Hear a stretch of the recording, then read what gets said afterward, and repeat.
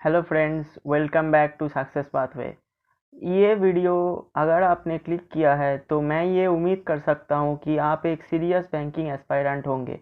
Quant के strategy के ऊपर ऑलरेडी बहुत वीडियो आ चुका है, लेकिन मैं आपको गारंटी देता हूँ कि ये वीडियो से आपको कुछ नया सीखने को मिलेगा।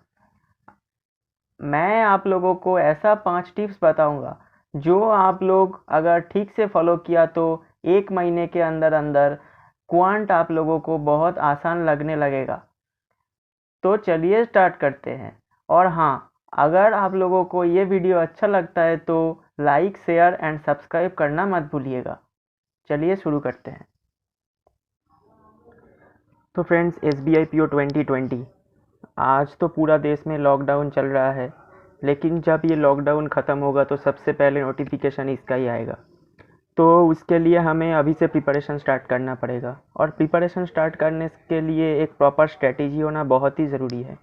तो मैं आज आपको बताऊंगा कि कौन सा स्ट्रेटेजी फॉलो करने से आपको सबसे बेस्ट रिजल्ट मिलेगा। आज मैं मैथ्स के बारे में बात करूंगा, और वो भी एकदम बेसिक से।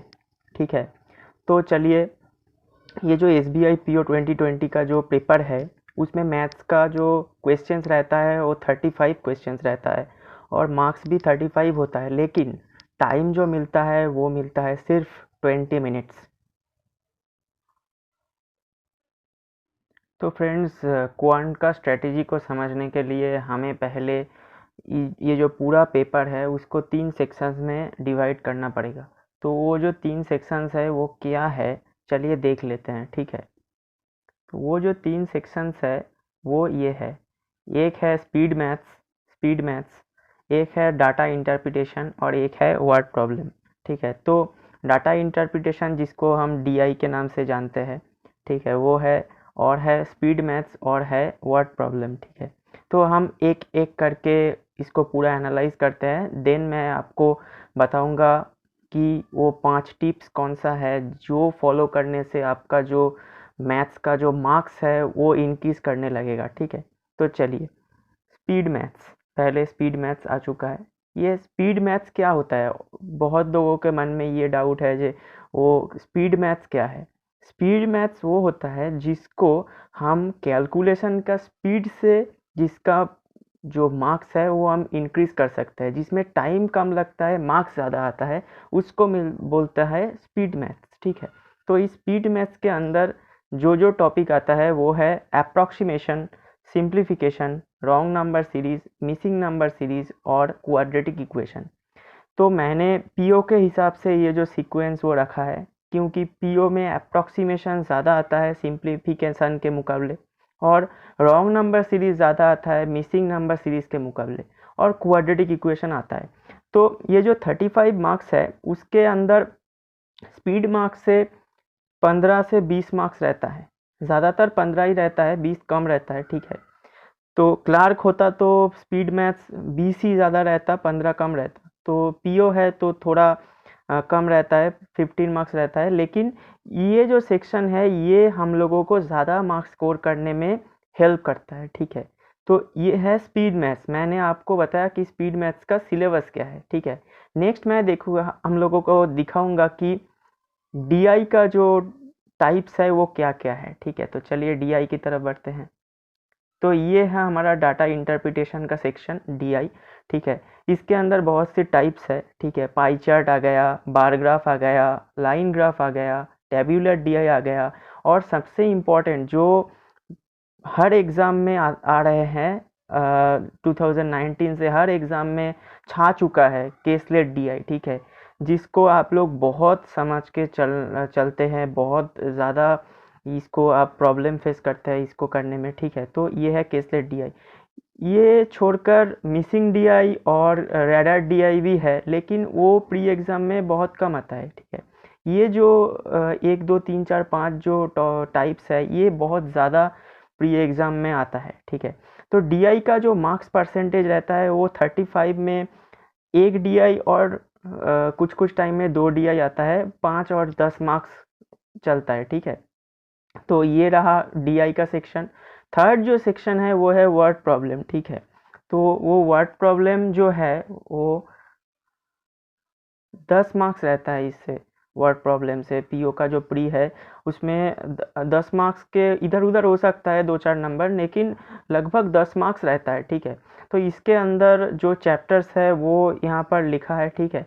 Percentage, profit loss, ratio and proportion, mixture, ages, average, SI and CI, partnership, time and work, pipe and cistern, time and distance, boat and stream, train, mensuration, permutation and combination and finally probability, ठीक है। ये जो mensuration है वो 2D और 3D दो ही आता है, ठीक है। 2D भी आता है, 3D भी आता है, ठीक है। तो ये है पूरा ये जो वर्ड प्रॉब्लम है इसका सिलेबस, ठीक है। तो ये हो गया। अब मैं आप लोगों को बताऊंगा, ये तो मैंने पूरा जो स्ट्रक्चर है पेपर का वो मैंने बता दिया, ठीक है। अब मैं आप लोगों को बताऊंगा कि आप लोगों को हर दिन क्या करना पड़ेगा, ठीक है, जिसकी बेनिफिट से आपको 1 महीने के अंदर अंदर आपका मार्क्स इंक्रीज करने लगेगा, ठीक है। तो वो क्या है वो मैं आप लोगों को बताता हूँ। ये है डेली टास्क। आपको ये जो टास्क मैं बोलूँगा वो आप लोगों को रोज करना पड़ेगा, डेली करना पड़ेगा, ठीक है। एक भी दिन स्किप नहीं करना है, डेली करना है, ठीक है। तो चलिए देखते हैं क्या क्या है। पहले मैं स्पीड मैथ्स में आता हूँ, ठीक है।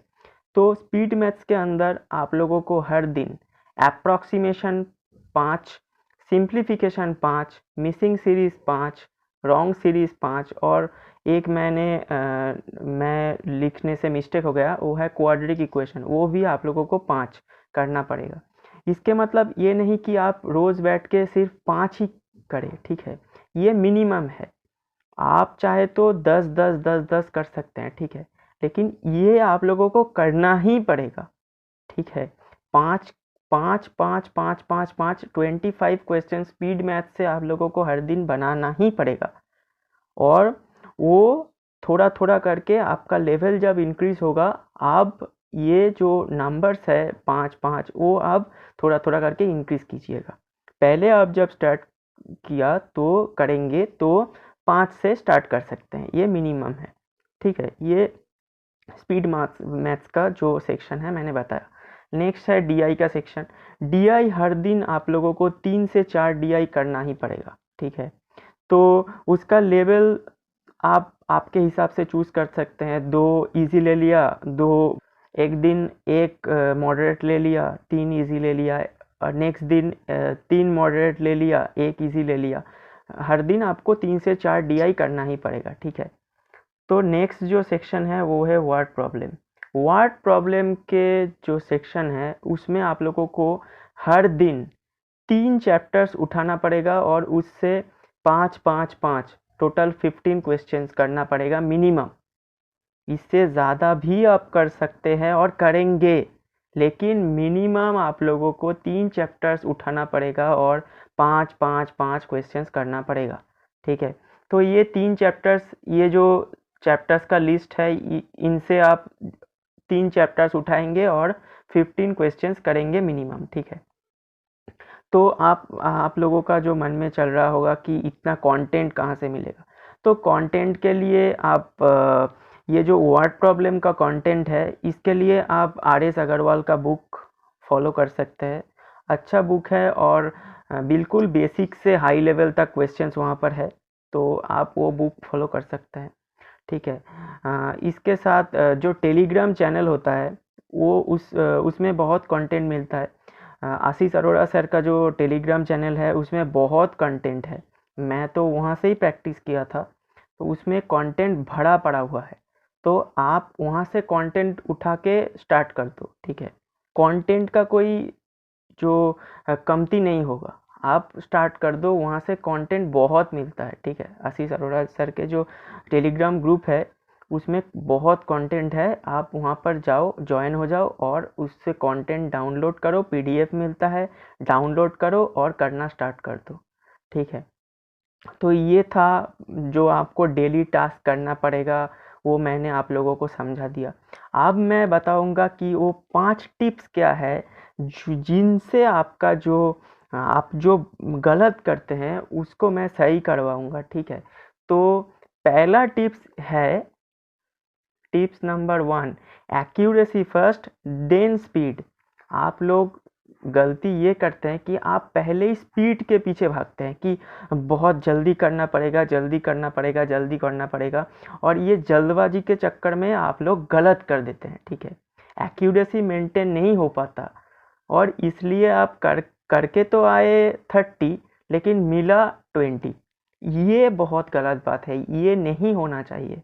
ठीक है, पहले आप लोगों को एक्यूरेसी मेंटेन करना पड़ेगा। जब एक्यूरेसी मेंटेन हो जाएगा, जब आपका एक्यूरेसी लेवल 80% to 90% हो जाएगा, तब ऑटोमेटिकली आपका जो स्पीड है वो थोड़ा थोड़ा करके इंक्रीज करने लगेगा, लेकिन उसके लिए टाइम देना पड़ेगा।